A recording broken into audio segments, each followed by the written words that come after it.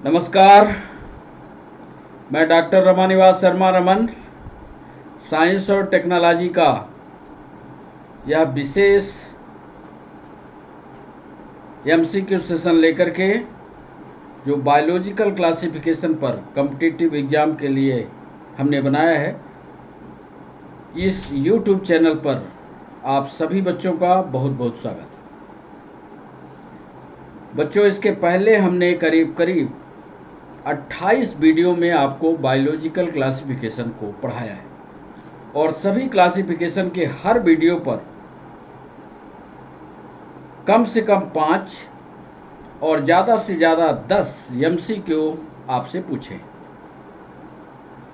आज हमने तय किया कि बायोलॉजिकल क्लासिफिकेशन के जितने भी वीडियोज हैं उन पर एक मेगा एमसीक्यू सेशन बनाएं और आज उसी की बारी है। मेगा एमसीक्यू सेशन में हमने सारे बायोलॉजिकल क्लासिफिकेशन के जितने भी बिटकर के द्वारा दिया गया क्लासिफिकेशन था, उस बिटकर के क्लासिफिकेशन का एक कंप्लीट कॉम्प्रिहेंसिव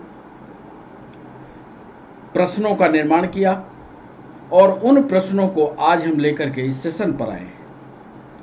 सारे सवाल आपसे पूछेंगे और इसके पहले कि आप सेशन पर आए, आपको वो सारे वीडियो देख लेने चाहिए जो 28 वीडियो हमने बनाए हैं और आपके पास वो चैनल पर उपलब्ध है। तो सारे वीडियो को पढ़ने के बाद इन एमसीक्यू को करने की कोशिश करिएगा।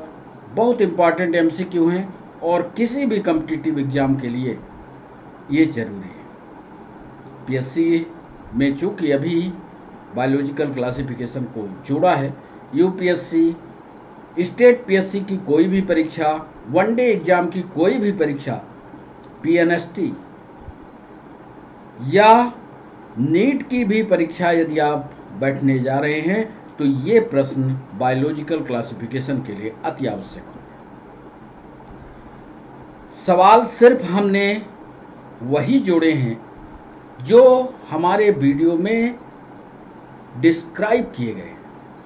यदि आप वीडियो को ईमानदारी से पढ़े होंगे तो ये सारे एमसीक्यू जो आज आपके सामने आने वाले हैं तभी आप उनको कर पाएंगे। आपने देखा होगा, पढ़ तो हम सारा लेते हैं, पर क्या एमसीक्यू को करते समय या ऑब्जेक्टिव सवालों को करते समय क्या हम उन उत्तरों को कर पाते हैं? और ये आप ध्यान में रखा करिए कि कोई भी परीक्षक जब आपसे सवाल पूछता है तो इस बात का ध्यान रखता है कि ये उत्तर उन्हीं स्टूडेंट से बने या उन्हीं विद्यार्थी से बने या उन्हीं कॉम्पिटिटिव एग्जाम के छात्रों से बने जो गहराई से अध्ययन किया। यदि आपने गहराई से बायोलॉजिकल क्लासिफिकेशन को नहीं पढ़ा होगा या वीडियो को नहीं बांचा होगा, समझा होगा, तो फिर ये सवाल करना मुश्किल होगा। तो आज पूरा ये मेगा एमसीक्यू सेशन जो बायोलॉजिकल क्लासिफिकेशन पर आधारित है आपके सामने पेश है। चैनल को सब्सक्राइब करना, लाइक करना मत भूलिएगा, ये आपकी जिम्मेदारी है। और जितना जल्दी आप चैनल को सब्सक्राइब और लाइक कर लेंगे उतना जल्दी हम लाइव सेशन के साथ आपके साथ जुड़े होंगे। ये सेशन हमारा आज शाम को 6 बजे लाइव होगा। आप लाइव हमारे साथ आइएगा। जो भी सवाल आपको पूछना होगा हम लाइव मिलेंगे आपको। जो भी सवाल साइंस और टेक्नोलॉजी से जुड़ा हुआ आपके मन में होगा, इन प्रश्नों के अलावा भी आप पूछिएगा, हम उसका कमेंट बॉक्स में जरूर जवाब देंगे। तो चलें इस मेगा एमसीक्यू सेशन की शुरुआत बायोलॉजिकल क्लासिफिकेशन पर करते हैं। चूँकि कई बच्चों के मैसेज आए थे कि टुकड़े टुकड़े में तो सवाल हो गए, एक बार इसका मेगा एमसीक्यू सेशन लाया जाए बायोलॉजिकल क्लासिफिकेशन का। उसी को ध्यान में रखते हुए हमने मेगा एमसीक्यू सेशन किया है और इसके बाद अगला वीडियो जो होगा वो हमारा सेल पर जैसे चल रहा था वैसा ही चलेगा। तो चलिए मेगा एमसीक्यू सेशन का पहला सवाल आपके सामने। पहला सवाल, क्वेश्चन नंबर 1। हमारी कोशिश होगी कि हम मैक्सिमम सवाल आपसे पूछें। पहला सवाल, निम्नलिखित लक्षणों को समझिए।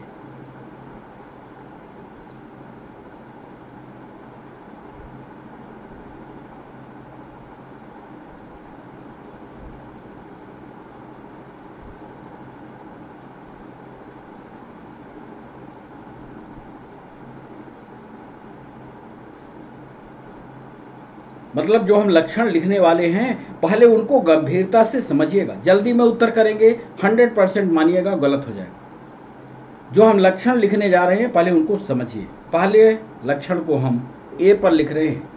ए पर लक्षण लिखा हमने argon level organisation.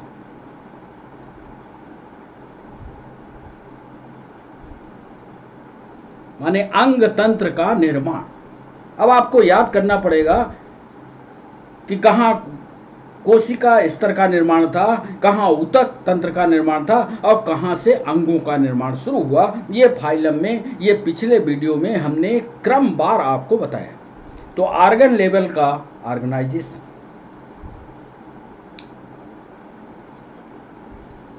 Organ system, दोनों लिख रहे हैं ऑर्गन सिस्टम लेवल ऑर्गेनाइजेशन।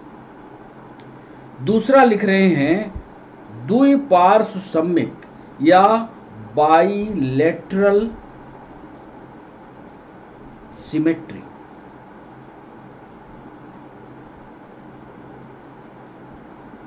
इतना तो आप समझ रहे होंगे, इसलिए हिंदी लिखने की द्विपार्श्व सममित जरूरत नहीं है, क्योंकि बहुत सारे सवाल हमें पूछने हैं।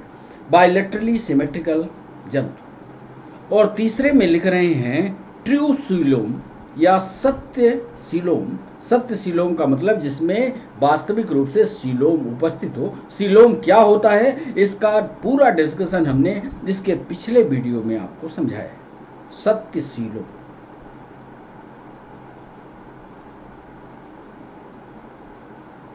और खंडित शरीर यानी सिगमेंटेड बॉडी। हमने 3 लक्षण लिखे पहले सवाल। Organ system level organisation, bilaterally symmetrical शरीर और सत्य प्रकार का सीलोम और खंडीकृत शरीर। 3 लक्षण को ध्यान से समझ लीजिए। ये जो लक्षण हमने लिखे, इन लक्षणों को अब नीचे लिख रहे हैं निम्नलिखित ग्रुप, निम्नलिखित किस ग्रुप के लक्षण हैं। ए में लिख रहे हैं, ध्यान से देखिएगा। ए में एनिलिडा,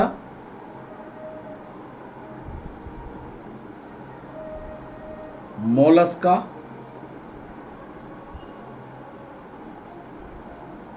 और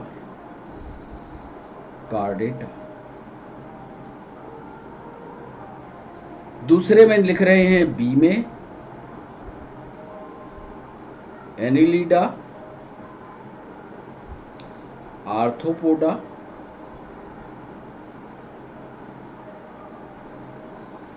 कार्डेटा। सी में लिख रहे हैं एनिलिडा, आर्थ्रोपोडा,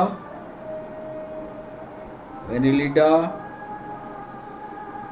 आर्थ्रोपोडा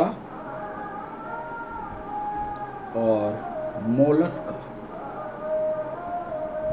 और डी में लिख रहे हैं आर्थ्रोपोडा,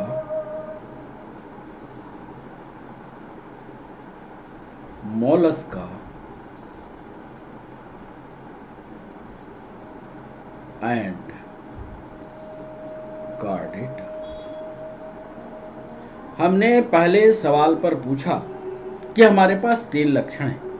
ऑर्गन सिस्टम का लेवल बॉडी ऑर्गेनाइजेशन है, शरीर का आकार बायलैटरली सिमेट्रिकल है और सत्य प्रकार का सीलोम के साथ सिगमेंटेड बॉडी है।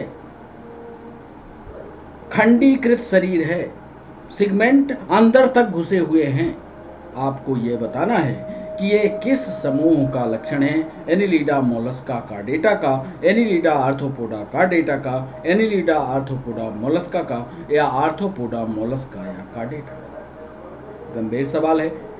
सारे वीडियो को यदि आप ईमानदारी से पढ़े होंगे पीछे, तभी उत्तर बनेगा। तो ये था पहला सवाल, और नियम के अनुसार अभी हम सवाल पूछते चलेंगे, उत्तर आप सोचते चलेंगे, अपने डायरी और पेन पर से लिखते चलेंगे, और फिर ये लास्ट में हम बताएंगे कि इसका सही जवाब क्या है। जो सही जवाब होगा उस सही जवाब को आप अपने आप को कैलकुलेट करिएगा कि आपसे कितने सवाल पड़े। आइए दूसरे सवाल पर। और दूसरा सवाल,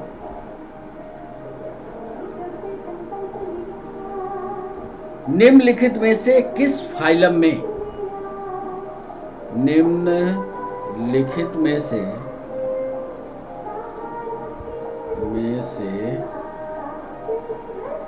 किस फाइलम में सत्यसीलोम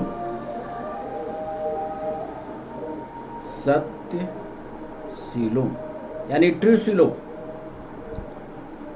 तथा बायलैटरली सिमेट्रिकल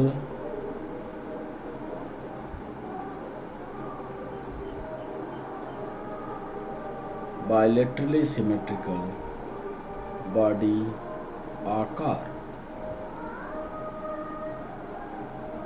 पाया जाता है। उस फाइलम का नाम दूसरे सवाल में आपको बताना है जिसमें ट्रूसिलोम है और बायलैटरली या द्विपार्श्व सममित उसका शरीर है। ध्यान से लिखिएगा। ए, वयस्क या एडल्ट इकाइनोडर्मेटा के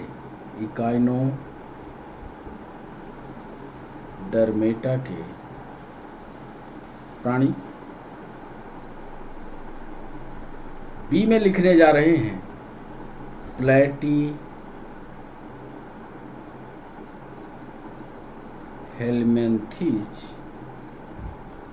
सी में लिखने जा रहे हैं एनिलिड्स, एंड डी में लिखने जा रहे हैं प्रोटो। हमने सिर्फ दो लक्षणों को लेकर के दूसरा सवाल पूछा है। सत्य सीलोम माने वास्तविक सीलोम है और बॉडी जो है द्विपार्श्व सममित है। यदि बॉडी को बीच से फाड़ दिया जाए तो दो बराबर भाग हो जाएंगे। आप ये बताइए कि क्या एडल्ट इकाइनोडर्मेटा में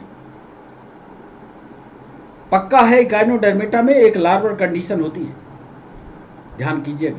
एडल्ट इकाइनोडर्मेटा के प्राणी की बात कर रहे हैं, प्लैटीहेल्मिन्थेस की बात कर रहे हैं, एनिलिडा की बात कर रहे हैं और प्रोटोजोआ की बात कर रहे हैं। ये था हमारा दूसरा सवाल, और दूसरा सवाल का सही जवाब आप आंकिएगा, फिर हमको बताइएगा। तो ये था दूसरा सवाल। आइए तीसरा सवाल।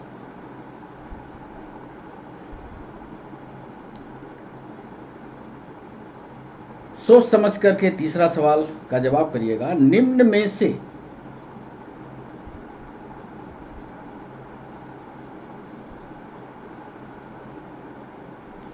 कौन सा जंतु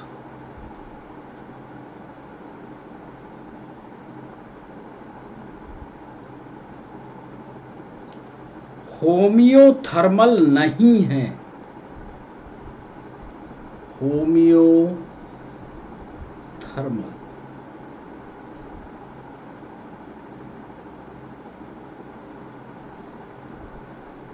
ऐसे जंतु का आप नाम बताएंगे जिसमें तापमान का कुछ लेना देना है। होमियोथर्मल समतापी नहीं है, इसके हिंदी। निम्न में से कौन सा जंतु समतापी नहीं है, होमियोथर्मल नहीं है? नहीं का जवाब करना। ए, मैक्रोपस।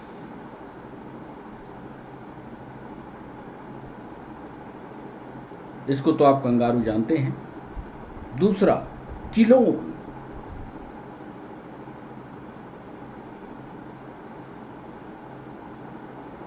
सी, कैमिलस।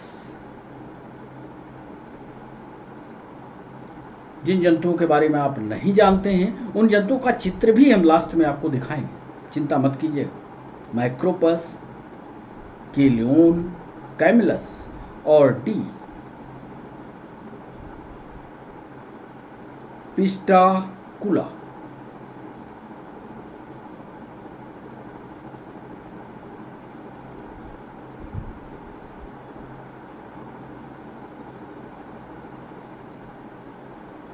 तीसरे सवाल में हमने पूछा कि निम्न में से 4 जानवरों के नाम हमने लिखे, इन जानवरों में से कौन सा होमियोथर्मल या समतापी नहीं है। ज़्यादा विस्तार से यहाँ पर डेफिनेशन नहीं समझाएंगे, पिछले के सारे वीडियो में हमने सब कुछ समझाया है। यदि पिछला वीडियो आप ईमानदारी से पढ़े होंगे तो ये भी उत्तर आपसे बनेगा। Question number 3। तो तीसरा ये सवाल था। चलिए चौथे सवाल की ओर चलें।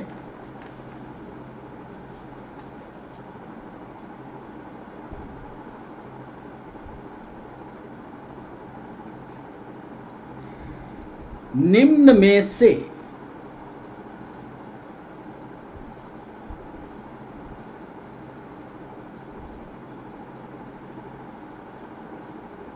कौन सा लक्षण, रुक रुक के सवाल पढ़िएगा, कौन सा लक्षण हेमिकार्डेटा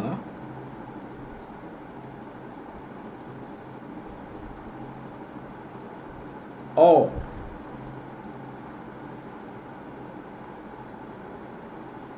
कार्डेटा से मिलता जुलता है। अब यदि इन दोनों के लक्षण आप जानते होंगे तभी आप बता पाएंगे, क्योंकि हेमिकार्डेटा भी हमने पढ़ा है, कार्डेटा भी पढ़ा है। हेमिकार्डेटा के वीडियो में हेमिकार्डेटा का लक्षण है और कार्डेटा के वीडियो में कार्डेटा के लक्षण। तो निम्न में से कौन सा लक्षण हेमिकार्डेटा और कार्डेटा से मिलता जुलता है। पहला, नर्व कार्ड का पाया जाना।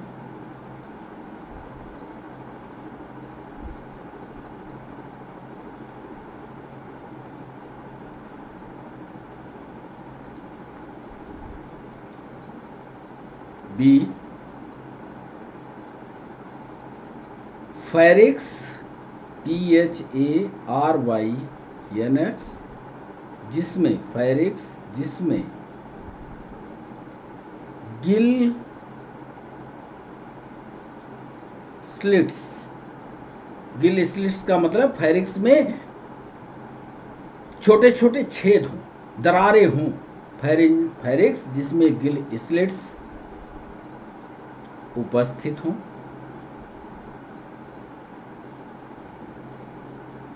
सी, फेरिंक्स हो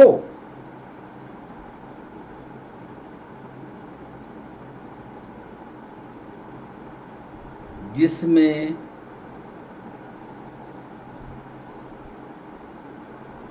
गिल स्लिट्स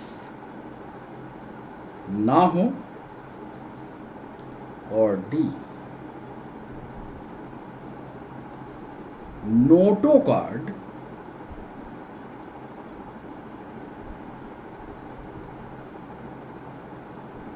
या इसी का दूसरा नाम है वर्टिब्रल कॉलम अनुपस्थित।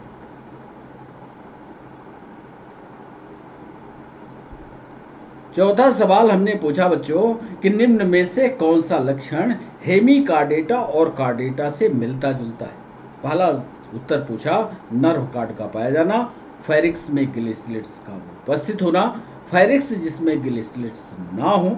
मतलब दूसरा सवाल, एक में फेरिक्स गिल स्लिट्स के साथ हो, दूसरे में फेरिक्स जिसमें गिल स्लिट्स ना हो, और तीसरा और अंतिम था कि वर्टिब्रल कॉलम का उपस्थित। बड़े उत्तर जो है काफ़ी सही उत्तर, काफ़ी एक दूसरे के नज़दीक है, सोचोगे तभी उत्तर बनेगा। तो ये चौथा सवाल था। पांचवा सवाल देखिए,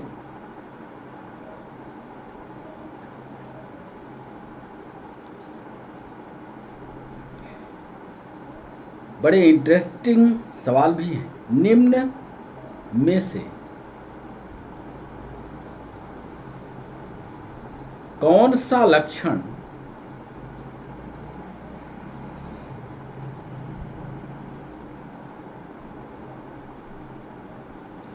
बर्ड और मैमल को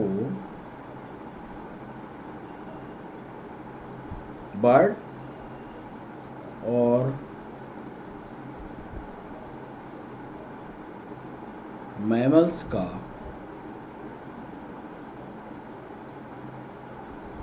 आपस में नहीं मिलता। ध्यान रखना, हमने पूछा है कि बर्ड और मैमल का वो लक्षण आपको बताना है जो दोनों का आपस में नहीं मिलता। नंबर 1, बीबी पैरिटी। ये हमने पढ़ाया है। बीबी पैरिटी क्या होती है? बी वार्म ब्लडेड, ये भी पढ़ाया है। गरम खून। सी बोनी एंडोस्केलेटन, हड्डियों का ढांचा, अंतःकंकाल हड्डियों का। और अंतिम डी रिस्पिरेशन के लिए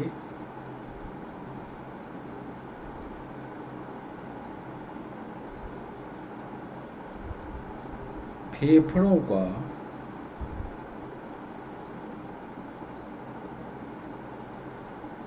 पाया जाना। 5वें नंबर के सवाल में हमने पूछा है, प्रश्न को जरूर ईमानदारी से पढ़िएगा, जल्दबाजी मत करिए। निम्न में से कौन सा लक्षण बर्ड और मैमल्स का आपस में नहीं मिलता?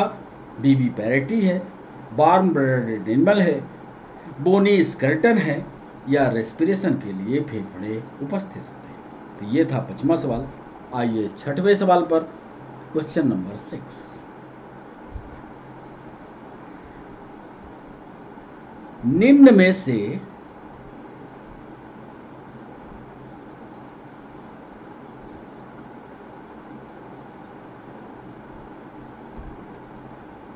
कौन सा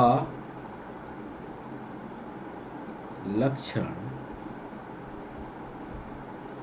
आर्थ्रोपोड का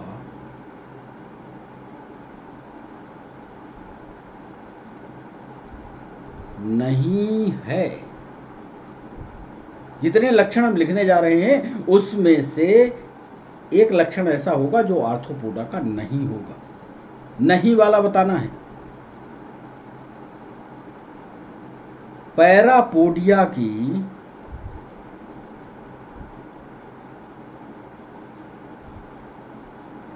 उपस्थिति, बी जॉइंटेड लेग्स, मतलब जोरदार टांगे, काइटिन का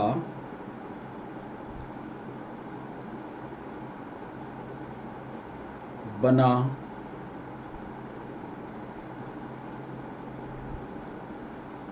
एंडोस्केलेटन,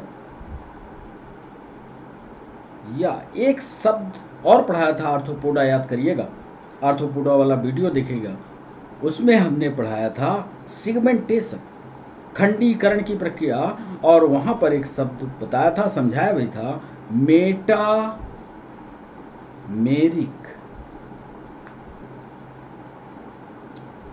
सिगमेंटेशन। अब इन चारों लक्षणों में से वो कौन सा लक्षण है जो आर्थ्रोपोडा का नहीं है, ये आपको बताना। तो 6वां सवाल ये था। आइए आपको ले चलते हैं 7वें सवाल पर।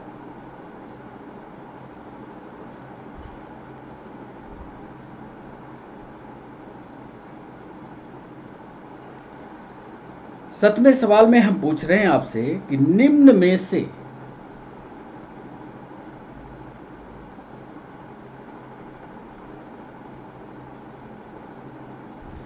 कौन सा जंतु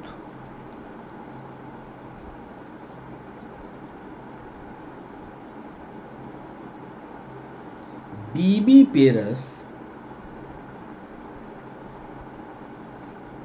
नहीं है? मतलब जो बच्चे नहीं देता, ऐसे जंतु का उदाहरण आपको याद होगा। ये लाइन हमने लिखी भी है, और यदि आपने उस वीडियो को रिपीट ढंग से देखा होगा तो भी ये जवाब बनेगा। 7वां सवाल, नंबर 1 में हमने लिखा प्लेटिपस,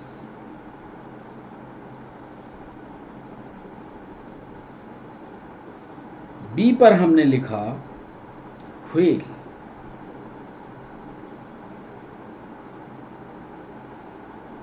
फिर लिखा बैट, और अंतिम उत्तर लिखा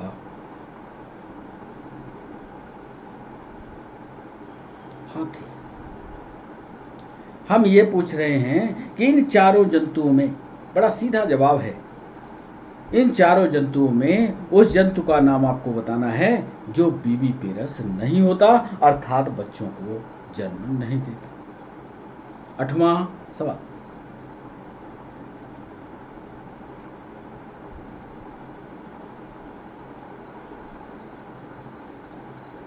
निम्न में से कौन सा जीवित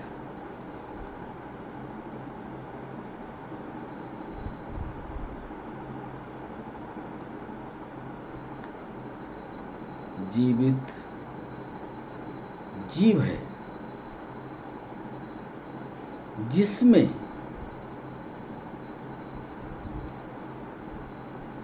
पूर्ण रूपेण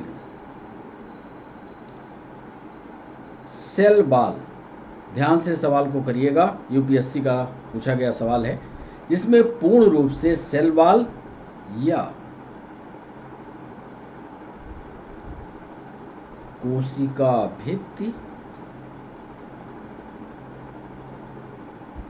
का अभाव होता है। नंबर ए में हमने लिखा साइनोबैक्टीरिया,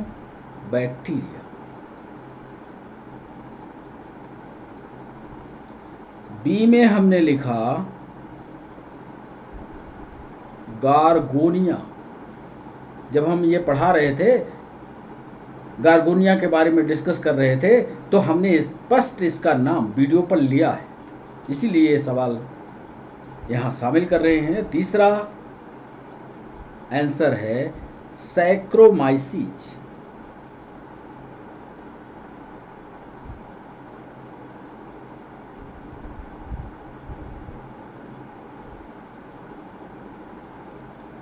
और अंतिम इसका ऑप्शन है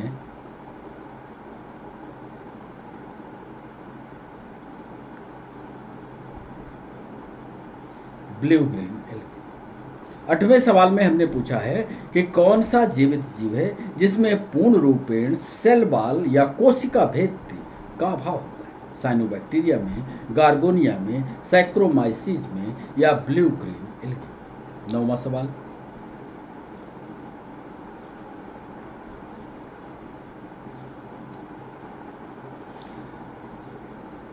निम्न में से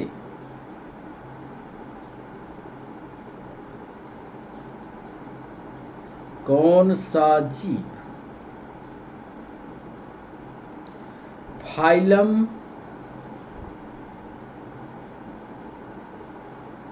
आर्थ्रोपोडा का सदस्य है? ध्यान से इसका जवाब करिएगा। Puffer fish,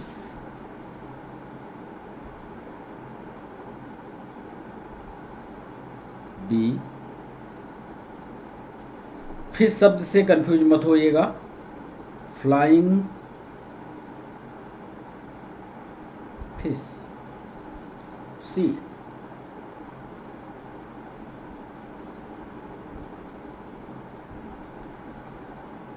cuttle fish and T.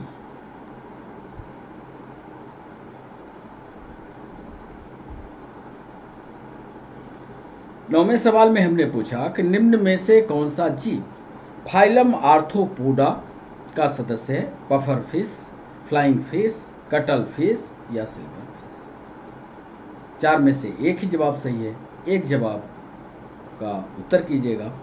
और 10वां सवाल हमने पूछा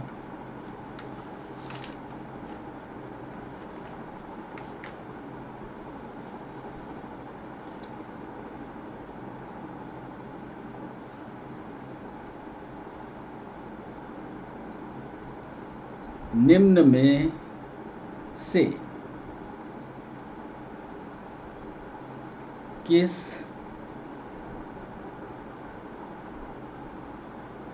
समूह के सदस्य सिर्फ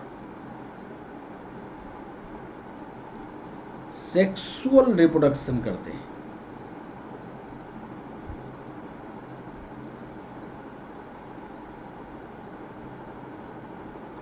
मतलब उस ग्रुप का नाम या उस फाइलम का नाम आपको बताना है जिसमें सिर्फ और सिर्फ लैंगिक प्रजनन होता है, अलैंगिक प्रजनन नहीं होता।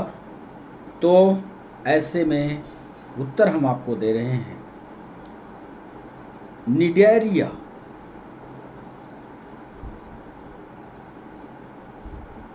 B Porifera, C Protozoa and D Ctenophora. ये भी पॉइंट हमने पढ़ाया है आपको। हम ये पूछ रहे हैं 10वें सवाल पर कि निम्न में से किस समूह के सदस्य सिर्फ लैंगिक प्रजनन करते हैं? निडेरिया हैं, पोरीफेरंस हैं, प्रोटोजोआंस हैं या टीनोफोरा वाले? उसका नाम आपको बताना है। चलिए अगले सवाल की ओर।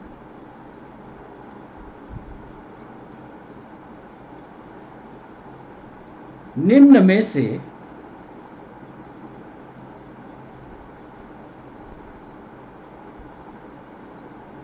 किस जीव के पास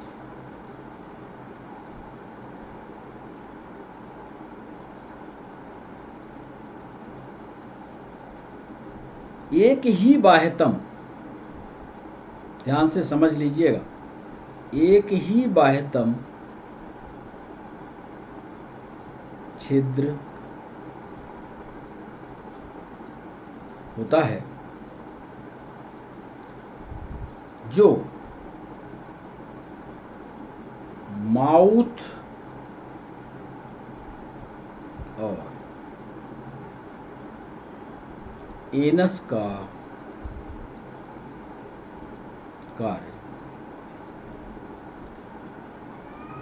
मतलब सिर्फ एक ही छेद होगा, माउथ और एनस अलग अलग नहीं होंगे, सिर्फ एक बाह्यतम छिद्र होगा कि वो माउथ और एनस दोनों का काम करेगा। उस जंतु का नाम आपको बताना है।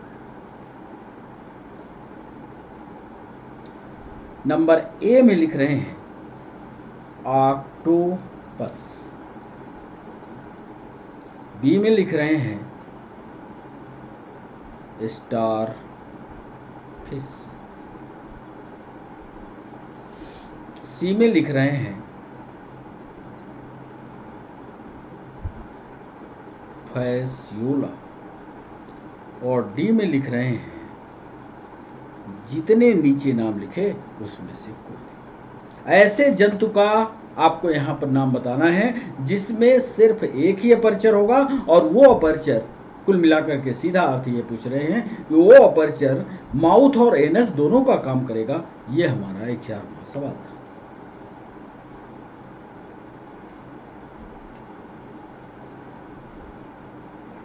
बारहवां सवाल देखिए, निम्न में से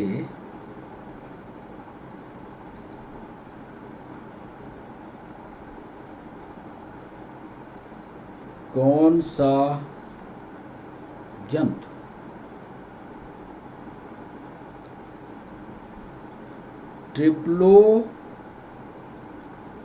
ब्लास्टिक है।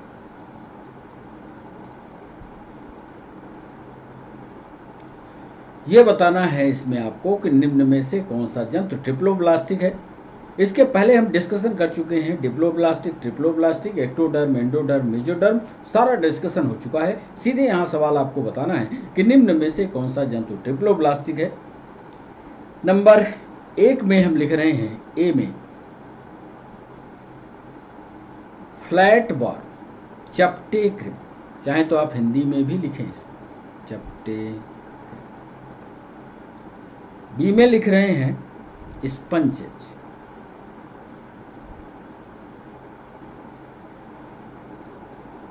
सी में लिख रहे हैं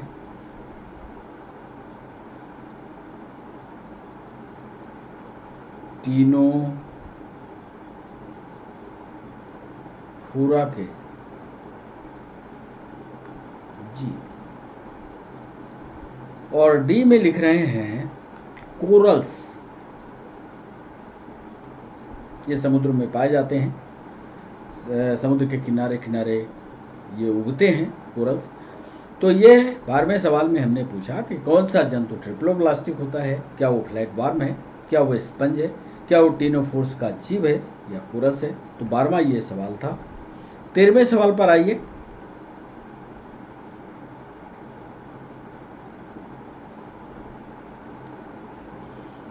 इसको थोड़ा गंभीरता से करिएगा। ये सवाल जो है वो MPSI ने पूछा है, निम्न में से कौन सा स्टेटमेंट सही है।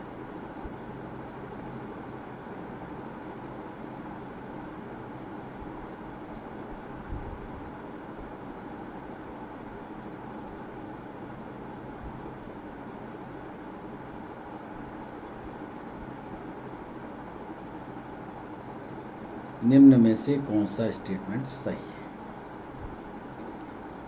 ए लिख रहे हैं गोल क्रिम, राउंड बार्म,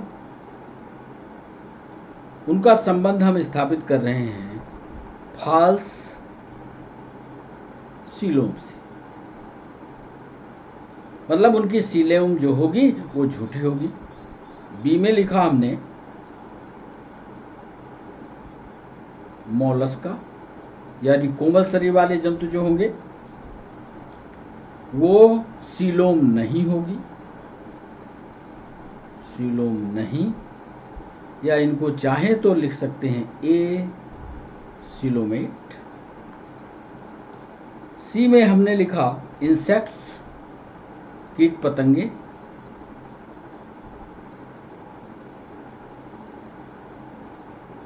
यहां पर भी स्यूडोसीलोम, या चाहे तो आप इसको झूठी सीलोम लिख सकते हैं। और डी पर लिखने जा रहे हैं चपटे क्रिम, या इसको फ्लैट बॉर्म कहते हैं, फ्लैट बॉर्म। और इनको में सीलोम पाई जाती है, ऐसा ये कह रहे हैं। सीलोमेट लिख लें, यानी सीलोम है। इनमें से आपको बताना है चारों में से कि कौन सा स्टेटमेंट सही है। क्या गोल क्रिम में सीलोम नहीं होता, क्या कोमल शरीर वाले जंतु जो हैं एसिलोमेट होते हैं, क्या इंसेक्ट में सीडोसीलोम है, या चपटे क्रिम जो होते हैं सीलोम। 14 नंबर का सवाल,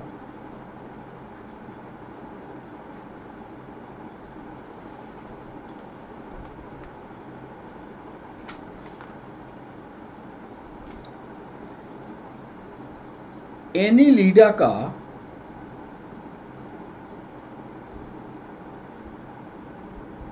लक्षण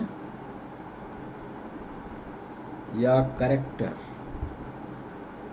नहीं है नहीं बताना है, ध्यान से पढ़ना सवाल को। एनीलिडा का लक्षण नहीं है। ए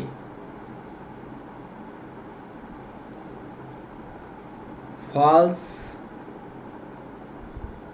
सीलोम, यानी झूठा coelom. B ventral nerve cord, या यहाँ पर आप तंत्रिका रज्जु लिख लीजिए, तंत्रिका रज्जु की उपस्थिति। सी में लिखिएगा क्लोज्ड ब्लड वैस्कुलर सिस्टम, यानी बंद प्रकार का वैस्कुलर सिस्टम। और डी सिगमेंटेशन। सारे उत्तर एक दूसरे के पास ही हैं। आपको बताना है कि एनीलिटा का लक्षण नहीं है फाल्स सीलों की उपस्थिति, वेंट्रल नर्व कार्ड की उपस्थिति, क्लोज्ड ब्लड वैस्कुलर सिस्टम या सिगमेंटेशन। अब आपको याद होगा ब्रेन के कुछ विकास की बात या तंत्रिका तंत्र के विकास की बात यहीं कहीं हमने शुरुआत की थी। अगला सवाल 15 नंबर का सवाल,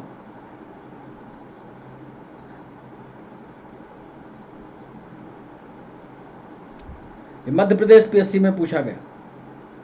यूरिकोटेलिज्म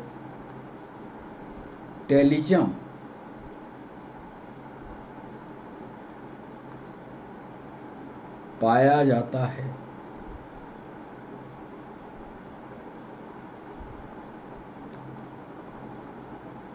यूरिकोटेलिज्म एक प्रोसेस है जिसके द्वारा उत्सर्जी पदार्थ निकाला जाता है। अब वो उत्सर्जी पदार्थ यूरिया है, यूरिक एसिड है या अमोनिया है, यही नाम पर लिखा हुआ है। तो यूरिकोटेलिज्म पाया जाता है, किसमें पाया जाता है ये आपको बताना है। सोच समझ कर जवाब करिएगा। मैमल्स और बर्ड्स में,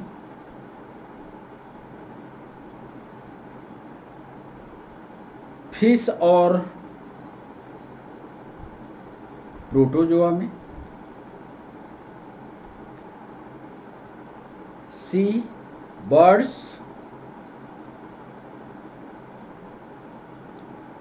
लैंड रेप्टाइल्स एंड इंसेक्ट कीड़े मकोड़ों में,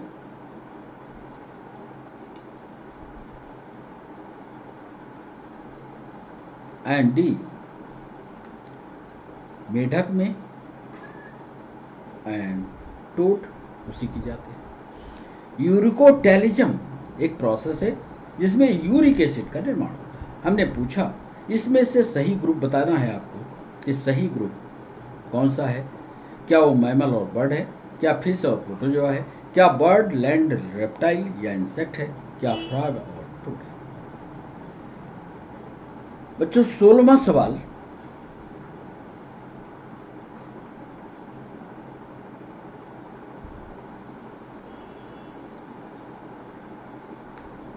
निम्न 4 जीवों के, सोच समझकर इसका उत्तर करिएगा। निम्न छत्तीसगढ़ पीएससी का सवाल है।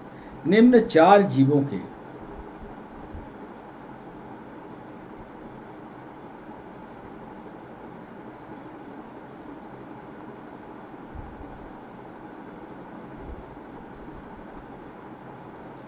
श्वसन अंग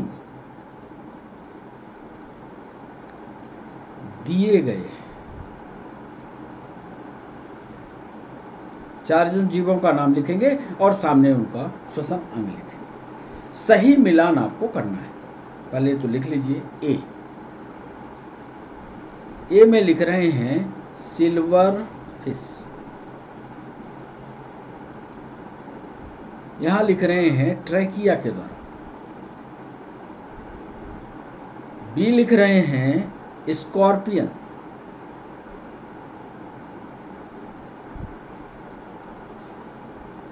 यहां लिख रहे हैं बुक लंग। सी लिख रहे हैं sea squad,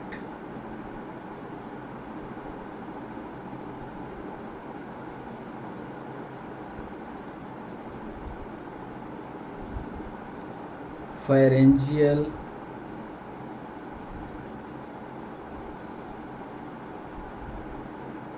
Gill slits. And D लिख रहे हैं डॉल्फिन।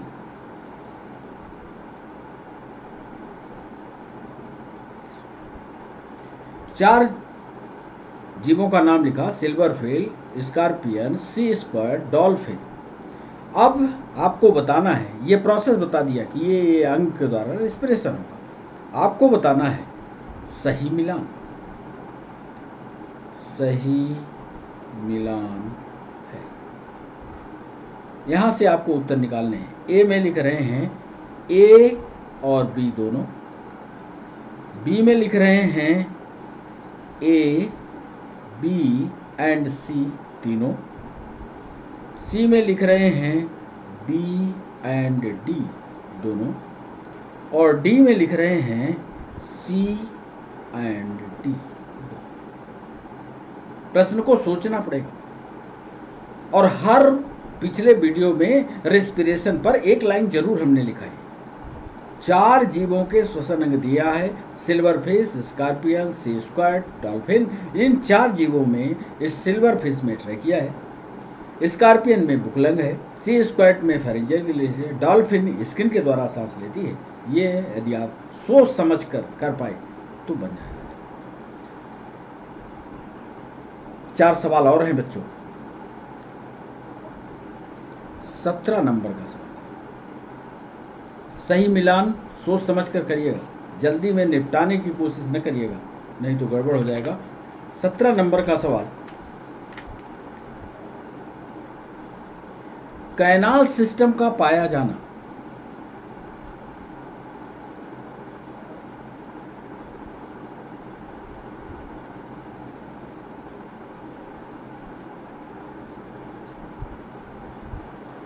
किस फाइलम की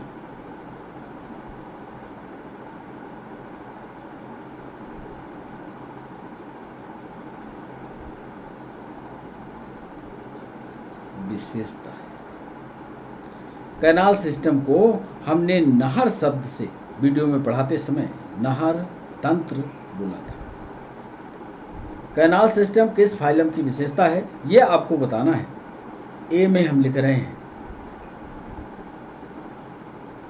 इकाइनोडर्मेटा,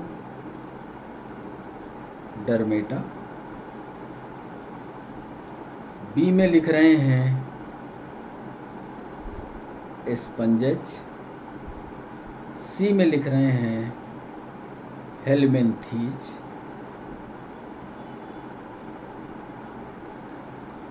और डी में लिख रहे हैं सीलेंटिरेट। नहर तंत्र, अब नहर तंत्र काहे के लिए उपयोग होता है ये भी डिस्कशन हमने पीछे के वीडियो में किया। तो नहर तंत्र किसकी विशेषता है? क्या वो इकाइनोडर्मेटा की है, क्या वो स्पंज की है, क्या वो हेलमिंथीज की है, क्या वो सीलेंट्रेटा की है? तो ये था 17वां सवाल, क्वेश्चन नंबर 18।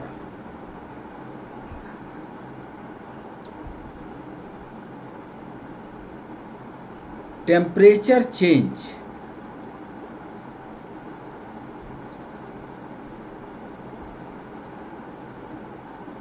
मतलब किसी भी जीव का वातावरण परिवर्तित हो जाए वातावरण के अनुसार।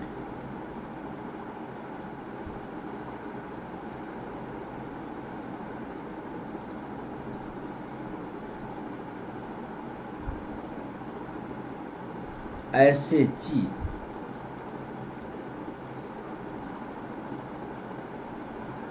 कहलाते हैं।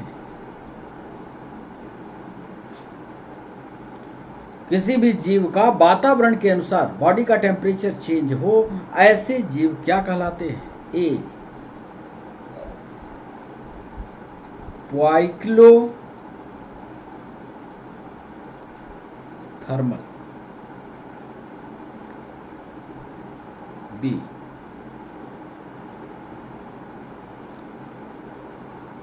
होमियो थर्मल, सी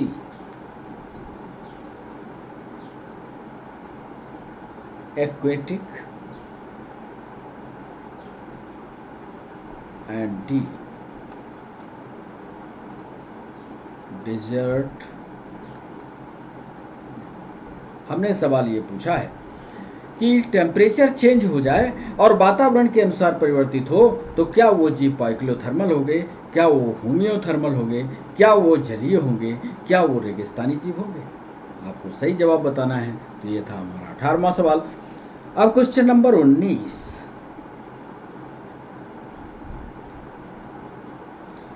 19 नंबर में सवाल ये पीएनएसटी में पूछा गया,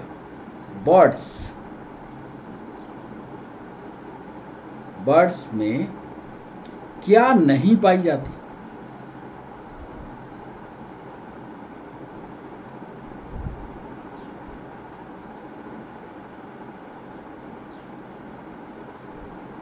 ए श्रोण मेखला,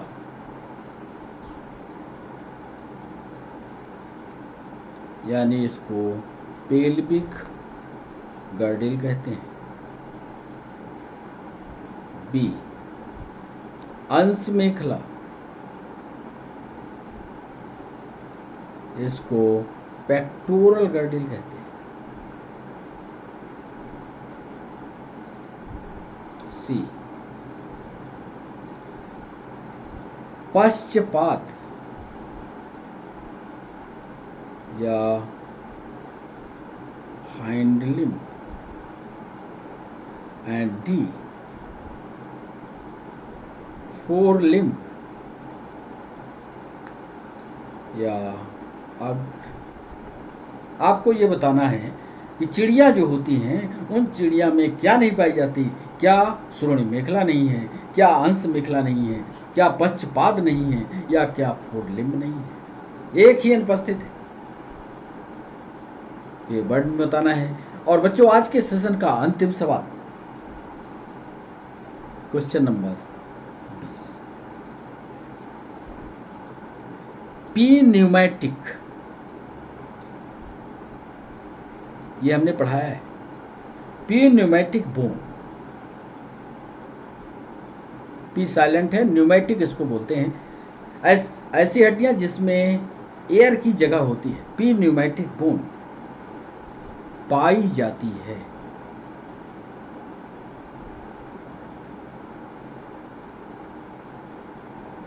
ए शार्क फिश में, बी फ्रॉग में, सी पिजन में, पिजन माने कबूतर में, एंड डी व्हेल में।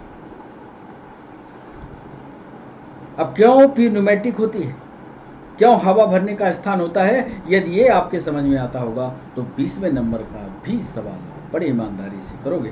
तो पी न्यूमेटिक बोन क्यों, किसमें पाई जाती है? तो आपको ये बताना है कि शार्क में, कि फ्रॉग में, कि किसमें पाई जाती है, ये आप बताएंगे। तो आज मेगा सेशन में हमने 20 सवाल लिए थे। 20 सवालों का चलिए आपको उत्तर बता दें। इसके बाद उन नए जानवरों के बारे में भी हम आपको बता देंगे जो आज के उत्तर में शामिल होंगे। तो पहले 20 का उत्तर बता दें। आइए पहले सवाल पर आपको ले चलते हैं। पहले सवाल का जवाब क्या होता है ये हम आपको बता दें। आप अपने उत्तर को चेक कीजिएगा कि आपने कितने उत्तर इसमें से सही किए हैं। पहले सवाल पर का हम उत्तर आपको बताते हैं कि निम्नलिखित लक्षणों में को समझाइए।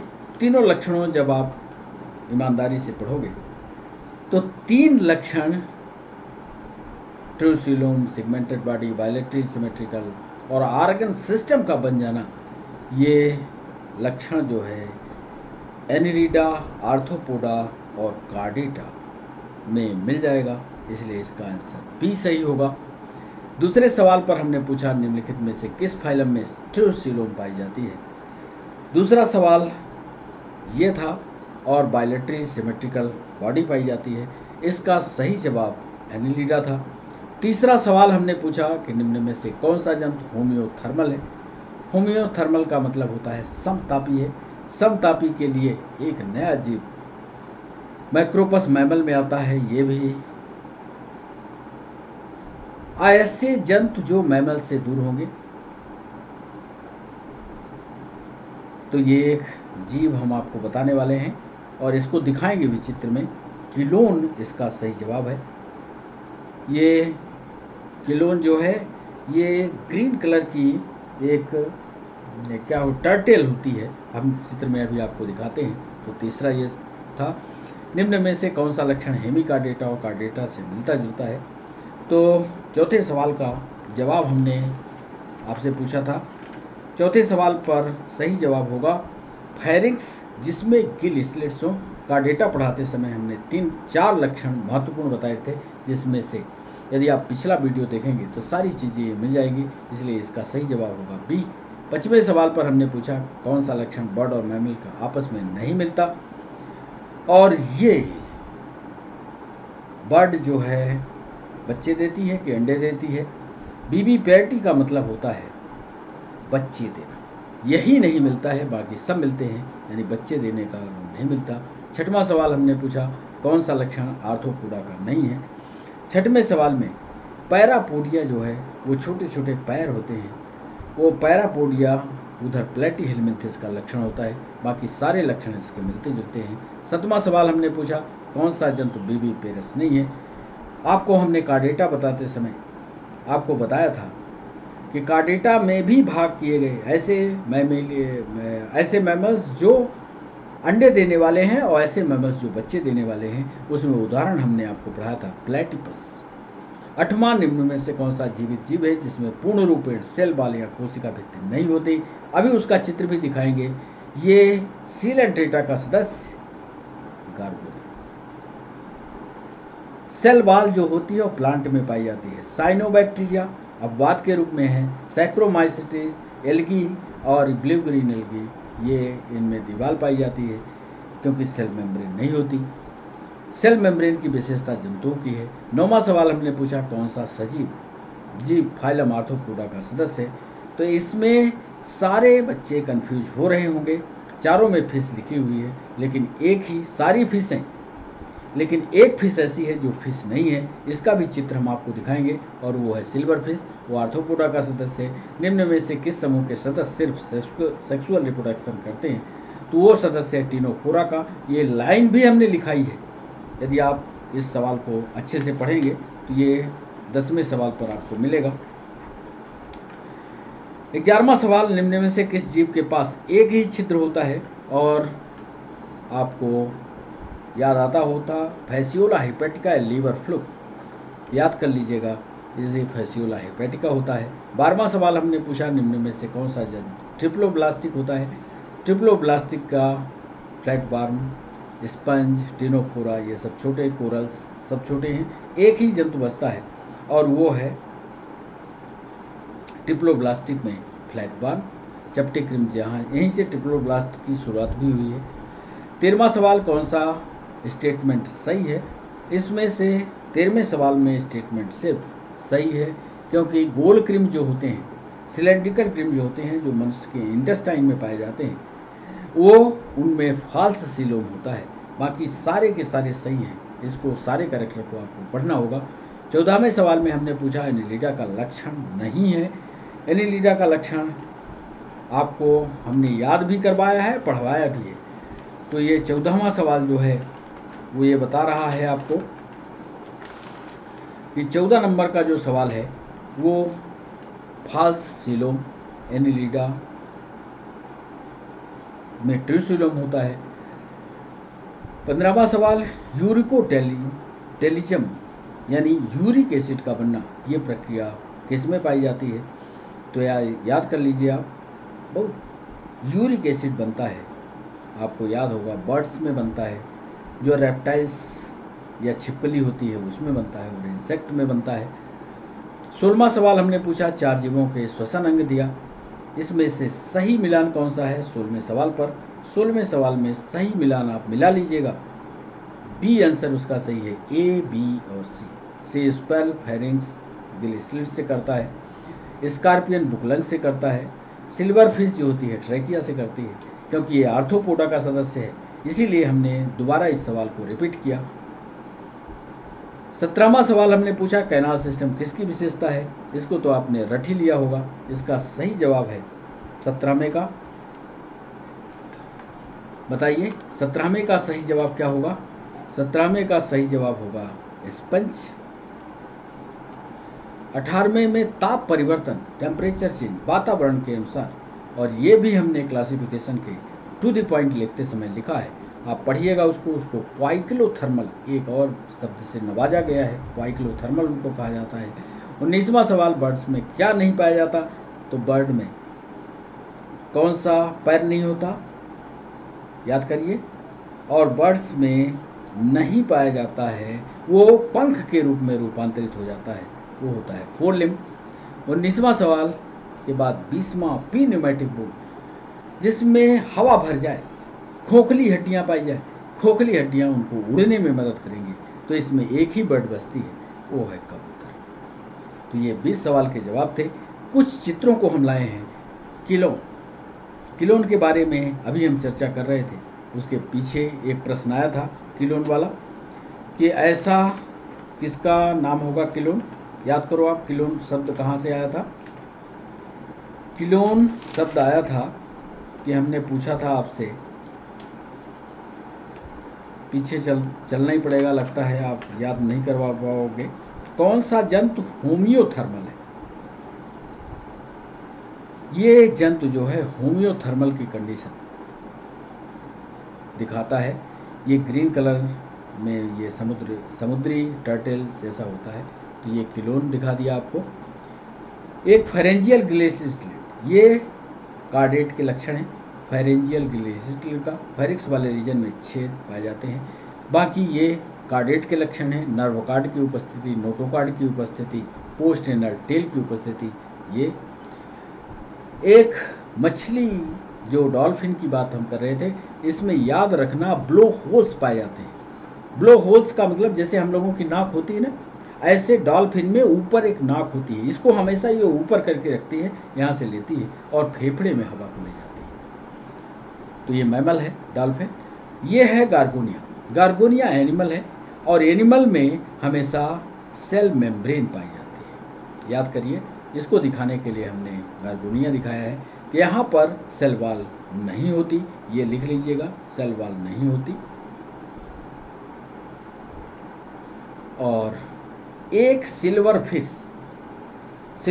ये सिल्वर जैसा दिखता है, कॉकरोच का भाई ही है। कॉकरोच नाम इसका सिल्वर फिश है। ये उसमें नहीं आता, मछली नहीं है, ये कॉकरोच है, इसलिए आर्थ्रोपोडा का मेंबर है। और इसका नाम लेप्सिमा सैक्रिनम है। इसको पढ़े रहिएगा। फिश के नाम पर धोखा मत खाइएगा, कॉकरोच जैसा होता है। तो ये उदाहरण हमने आपके साथ शेयर किए। यहीं पर सेशन को रोकना होगा। कैसे लगे सवाल ये जरूर आप अपने कमेंट बॉक्स में लिखिएगा। कैसा लगा सेशन ये जरूर लिखिएगा और चैनल को सब्सक्राइब करना मत भूलिएगा। पूरे सेशन पर अपने कमेंट जरूर लिखें। हर सेशन चैप्टर पूरे होने के बाद इसी तरह का मेगा एमसीक्यू सेशन जरूर लाया करेंगे, ताकि आप पूरे सेशन को कंप्लीट रूप से पढ़िएगा। जब सारे सेशन को आप पढ़ेंगे, जितने 28 के 28 वीडियो क्लासिफिकेशन पर हैं, तभी आपका क्लासिफिकेशन तैयार हो। तो बच्चों, आज के लिए बस इतना ही। फिर एक दिन के अंतराल के बाद फिर हमारी आपकी मुलाकात होती है। तब तक के लिए बच्चों बाय बाय, नमस्कार।